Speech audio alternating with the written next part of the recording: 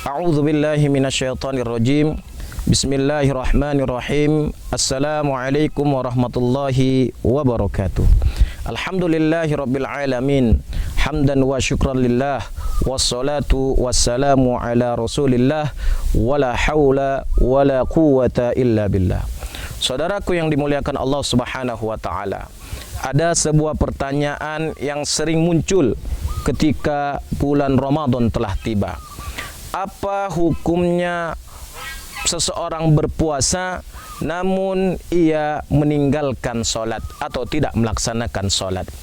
Saudaraku yang dimuliakan Allah Subhanahu wa taala, ketika kita ingin menjawab pertanyaan ini, terlebih dahulu kita harus memahami bahwasanya orang yang meninggalkan ibadah solat itu terbagi menjadi dua. Pertama, meninggalkan solat dengan mengingkari kewajiban ibadah solat itu. Maka saudaraku yang dimuliakan Allah Subhanahu wa taala, golongan yang pertama ini ia termasuk ke dalam kafir atau keluar dari agama Islam, sebab ia meninggalkan solat, tidak melaksanakan solat karena mengingkari solat itu sebuah hal yang telah diwajibkan oleh Allah Subhanahu wa taala. Kemudian saudaraku yang dimuliakan Allah Subhanahu wa taala, yang kedua, orang yang meninggalkan solat karena lalai, karena malas, namun tetap meyakini kewajiban akan ibadah solat itu tersendiri. Maka golongan yang kedua ini ia tidak termasuk ke dalam golongan yang keluar dari agama Islam, namun ia dihukumi sebagai orang yang fasik. Saudaraku yang dimuliakan Allah Subhanahu wa taala, untuk menyikapi kedua golongan yang meninggalkan solat ini, maka hukum berpuasanya juga berbeda. Yang pertama, hukum puasa bagi orang yang tidak melaksanakan solat dikarenakan mengingkari solat itu, maka menurut Syekh Dr. Yusuf Al-Qardawi menjelaskan bahwasanya puasanya batal, puasanya tidak diterima. Karena salah satu syarat sah dan syarat wajib berpuasa adalah beragama Islam. Disebabkan ia telah mengingkari ibadah solat tersebut, maka ia dihukumi telah keluar dari agama Islam. Karena telah keluar dari agama Islam, jika ia berpuasa secara otomatis puasanya batal dan tidak diterima oleh Allah Subhanahu wa taala. Saudaraku yang dimuliakan Allah Subhanahu wa taala, kemudian golongan yang kedua, bagaimana hukum berpuasa seseorang namun ia meninggalkan solat karena malas, karena lalai?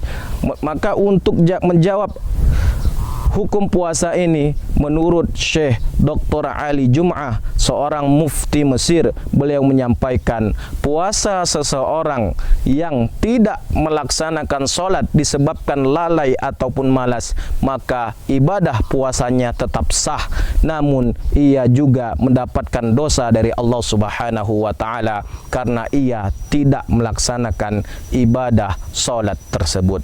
Saudaraku yang dimuliakan Allah Subhanahu wa taala, dalam sebuah hadis baginda Rasul sallallahu alaihi wasallam menjelaskan, man lam yada' qaula zur wal amal bihi falaysa lillahi hajatun fi ayyada'a ta'amahu wa syarabahu. Siapapun yang tidak meninggalkan perkataan dusta, perkataan kotor, bahkan tetap melaksanakannya ketika ia berpuasa, falaisa lillahi hajatun, maka Allah Subhanahu wa taala tidak membutuhkan fi ayyada'a ta'amahu wa syarabahu, ia meninggalkan makan dan minumnya. Dalam arti kata lain, Allah tidak membutuhkan ibadah puasa yang ia laksanakan.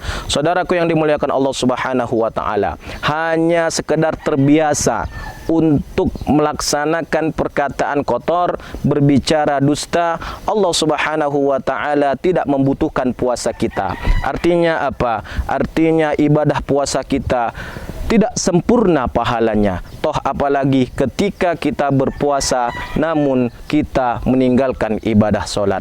Saudaraku yang dimuliakan Allah Subhanahu wa taala, lalu bagaimana kita menyikapi saudara-saudara kita yang termasuk golongan kedua ini, meninggalkan solat karena malas?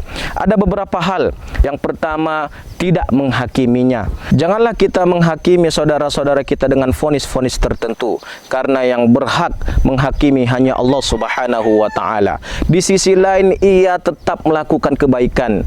Ada nilai kebaikan yang ia laksanakan, yaitu puasa, meskipun ia meninggalkan sholat. Semoga dengan puasanya yang ia lakukan bisa membuatnya sadar, bahkan mampu untuk memberikan semangat kepada dirinya untuk melaksanakan sholat. Kemudian yang kedua, peran kita terhadap saudara-saudara kita yang tidak melaksanakan sholat karena lalai. Hendaknya kita senantiasa memberikan nasihat, memberikan arahan, mengajak saudara-saudara kita untuk tetap melaksanakan ibadah sholat dan ia juga berpuasa. Dan yang terakhir, hendaknya kita mendoakan saudara-saudara kita yang belum melaksanakan ibadah sholat sementara ia berpuasa. Semoga Allah Subhanahu wa taala memberikan hidayah kepada saudara-saudara kita dan memberikan hidayah juga kepada kita, sehingga kita mampu bersama dengan saudara-saudara kita meraih derajat ketakwaan kepada Allah Subhanahu wa taala dan meraih ridha Allah Subhanahu wa taala. Aqulu qouli hadza. Assalamualaikum warahmatullahi wabarakatuh.